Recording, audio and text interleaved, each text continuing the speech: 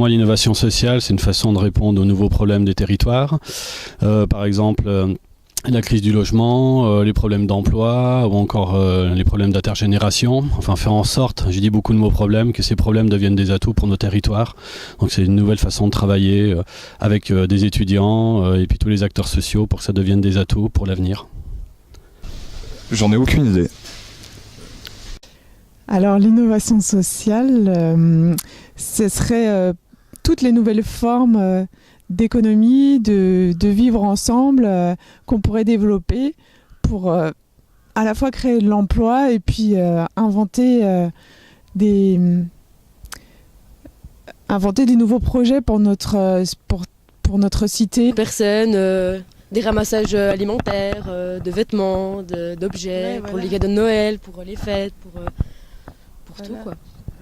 L'innovation sociale, pour nous, ouais, ça serait... Ça nous fait penser à des sortes de mouvements créés pour améliorer la vie sociale des gens. Pour moi, l'innovation sociale, c'est ce que je vous disais tout à l'heure, c'est que c'est pas forcément une innovation, le terme innovation en soi n'est pas forcément pertinent, parce qu'on revient plus sur des valeurs humanistes qui existaient déjà du temps de nos arrière-grands-parents. C'est plus penser à l'autre et fonctionner pour que tout le monde y trouve sa part. L'économie sociale et solidaire, c'est quelque chose qu'on découvre maintenant dans le terme. Pour moi, c'est quelque chose qui existe depuis longtemps. Pour moi, l'innovation sociale, c'est une manière d'entreprendre différente. En tant que chef d'entreprise, pour moi, c'est une réalité actuelle qu'on ne peut plus diriger une entreprise de la même manière qu'on a pu le faire pendant des années.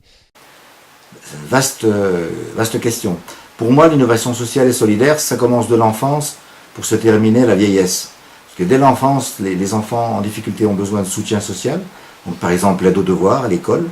Ensuite, dans la période professionnelle, l'insertion par le travail, il n'y a rien de mieux. Donc, pouvoir aider les gens à s'insérer par le travail, dans une SCOP par exemple, comme Juraterie ou ailleurs. Et puis dans la vieillesse, aider les personnes âgées en difficulté, en allant les voir, en les soutenant, en les aidant dans leur démarche, puis en faisant un programme de visite régulière à domicile.